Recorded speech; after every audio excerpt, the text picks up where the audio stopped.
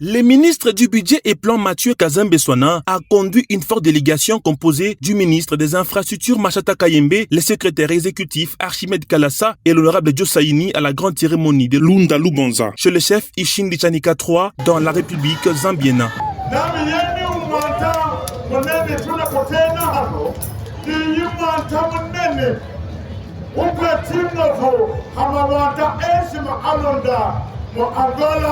Congo na Zambia.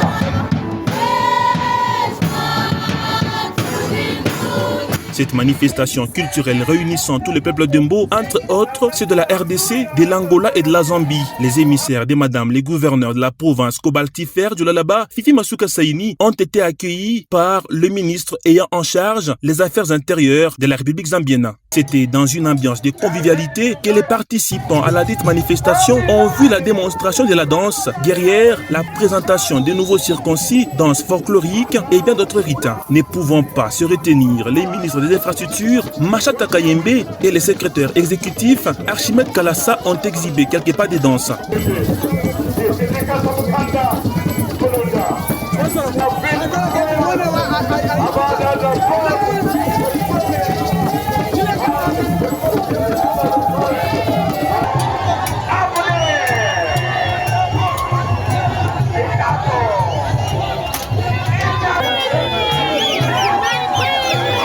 Il s'est de noter que le chef Ishindi Chanika III a reçu la délégation du Lalaba dans sa cour royale. Dans les prochaines années, la cérémonie culturelle de Lunda Lubanza sera organisée dans la province chère à Fifi Masuka Saini.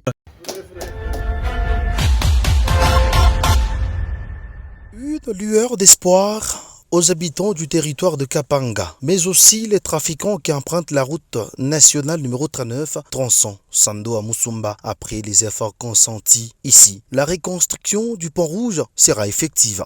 Rien ne s'est refait à la dentelle par l'office des routes, le maître d'ouvrage. Cédé il y a quelques mois, suite aux surcharges d'un camion poids lourd, le pont rouge a placé toute une population dans la détresse. L'on a constaté plusieurs outils de traverse sur la rivière, entre autres le radeau, le passage à gué qui mettait en insécurité les administrés de Fifi Masuka Saini des grands jours. L'impact du sauvegarde est palpable sur les lieux. Visiblement, les éléments constitutifs de l'ouvrage sont en place. Tout a commencé par l'assemblage des éléments de tablier, le panneau et traverse en vue de remettre sans doute ces ponts à l'étape initiale d'une capacité de 60 tonnes, 30 mètres de longueur et 6,5 mètres de largeur. Le directeur provincial de l'Office des routes, Christophe Kitenge, promet de terminer ces projets dans un délai raisonnable avant la dent pluie.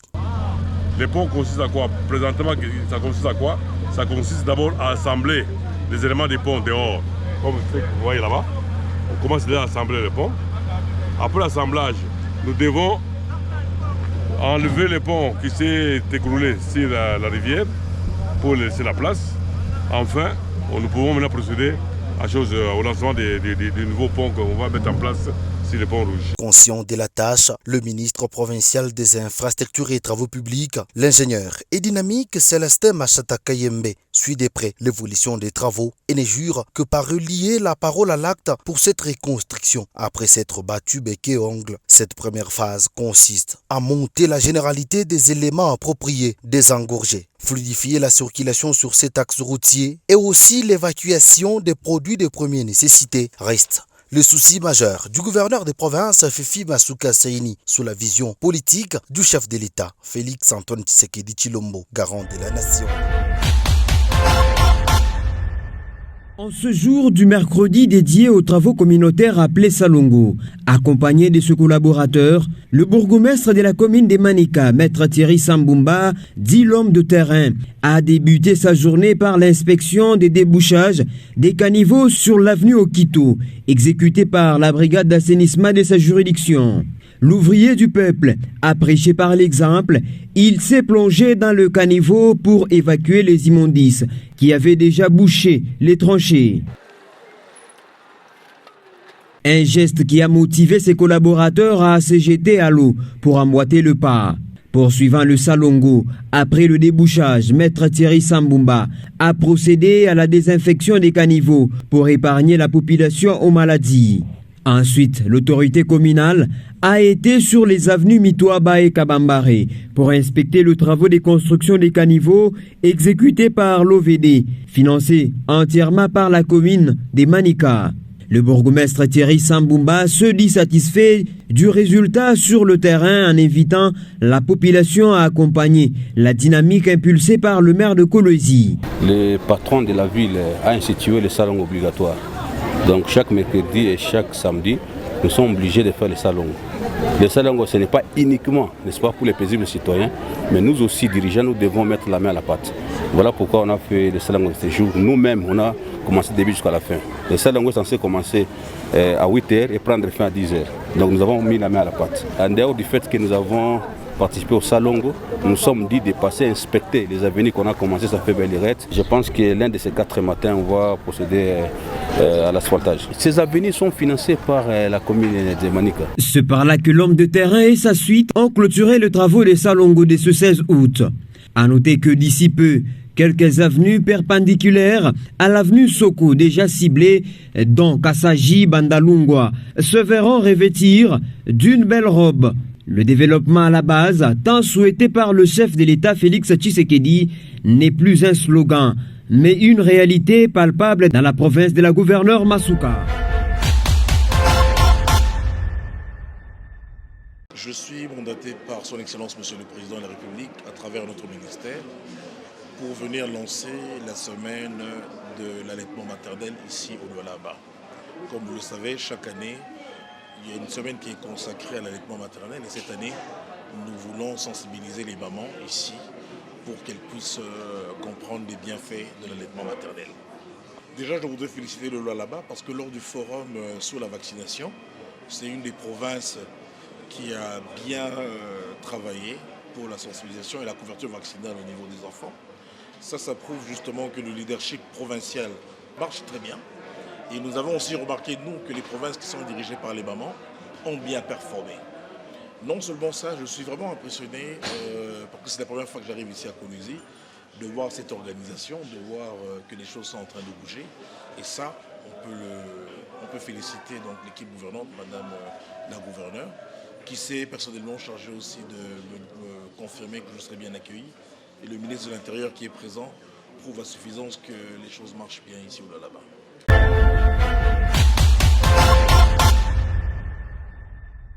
Depuis ce mardi 15 août, sur toute l'étendue de la province du Lualaba, de la campagne d'identification, enregistrement de structures et orphelinats qui encadrent des enfants en rupture familiale, orphelins et autres. Durant 12 jours, les experts du ministère provincial de l'Intérieur, du genre famille et enfants, du parquet général, de l'Agence nationale de renseignement, de la police et différents services étatiques comme la division provinciale des affaires sociales et du genre vont devoir fournir à l'État congolais des banques de données fiables sur les enfants en rupture familiale et orphelins existants en province. Cette initiative de la gouverneure du Lualaba, Fifi Masuka Saini, vise à améliorer la situation de ces enfants et voir dans quelle mesure renforcer les contrôles et les encadrements. C'est dans cette optique que la commissaire générale en charge des affaires sociales et humanitaires, genre, famille et enfants, Nathalie Lundangandou, à la tête de cette délégation, a effectué une ronde dans différentes structures qui encadrent ces enfants. Tout a commencé par l'orphelinat Mama Tabita.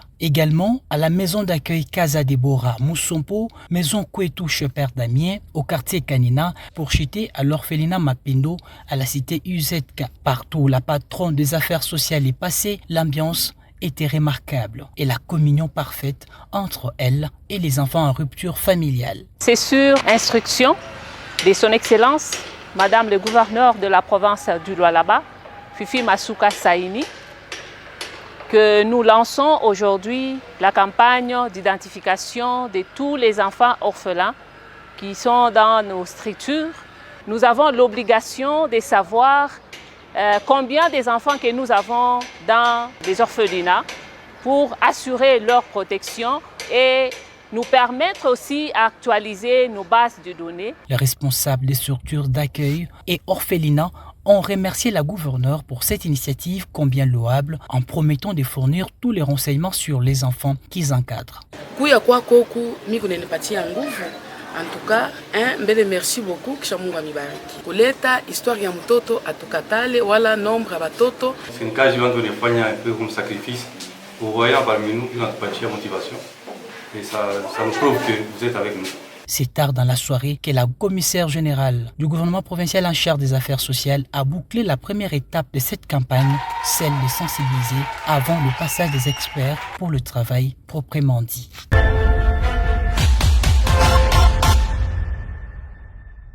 Le commissaire général du gouvernement provincial en charge de la jeunesse, sport et loisirs a reçu une jeune Miss congolaise ayant reçu le prix Shining Star, étoile brillante au concours Glam Woods pour le compte de la RDC. C'est une compétition qui était mondiale, que la RDC a pris la 4e place sur 32 pays. J'ai été élue Miss Shining Star, je dis en français Miss étoile brillante du monde. Donc, vu que j'ai eu à participer ça, j'ai donné le meilleur de moi. Alors, ils ont voulu connaître plus de la RDC. J'ai décroché l'invitation pour la Thaïlande pour le mois de novembre, là où je dois bien présenter encore notre culture congolaise. Jennifer Babadi a tenu à présenter à la gouverneure Masuka les prix lui décernés le 21 juin 2023 dans la ville de Méridien Kochi en Inde au concours Glam Woods dont elle a gagné la 4e position. Paulin Kalaou a réceptionné le prix au nom de l'autorité provinciale. Ça, c'est le certificat du trophée. Et là, c'est le certificat avec mon nom pour montrer que je suis la personne qui a remporté ce trophée.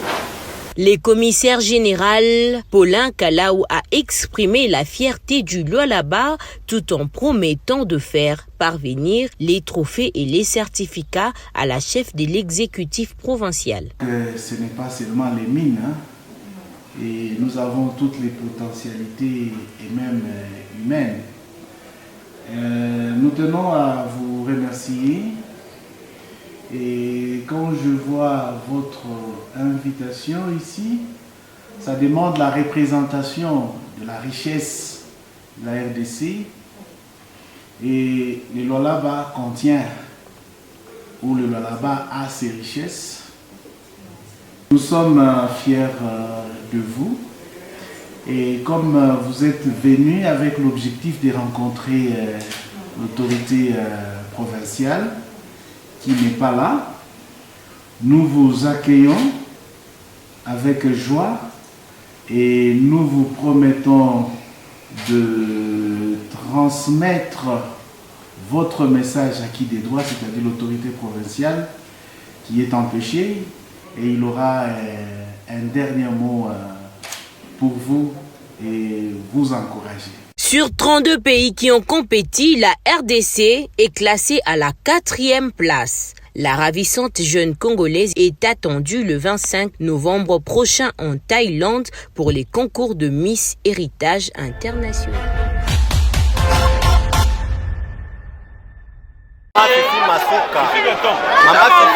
Nous serons tellement fiers, heureux et même honorés de voir le jour de la finale de cette compétition sportive notre maman, notre gouverneur en personne, celle qui incarne véritablement la vision du chef de l'État, Félix Tshisekedi au Lualaba, suggère les jeunes de Moussonoï.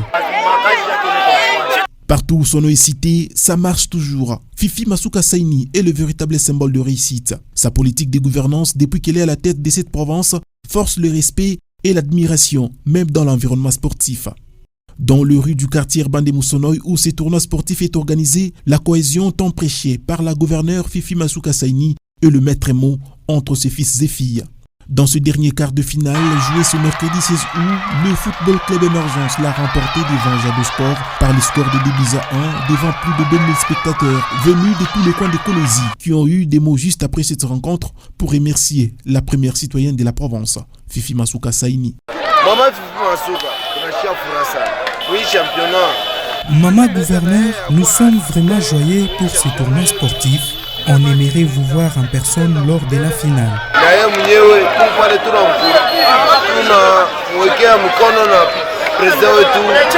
Nous remercions vraiment Madame le gouverneur pour avoir pensé à nous en organisant ces tournois.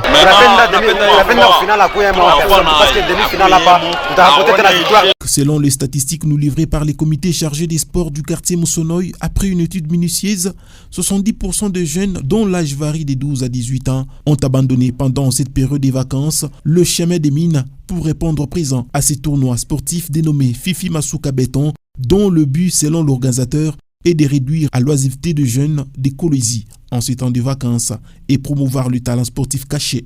Ceci est un véritable attachement dont font preuve ce jeune des Moussonoï d'ailleurs au désidérata du chef de l'État Félix-Antoine Tshilombo-Tsekedi, celui de voir tous les enfants reprendre sans doute le chemin de l'école en vue de rendre effective la gratuité de l'enseignement, laquelle est matérialisée au Lualaba par l'autorité provinciale Fifi Masuka Saini.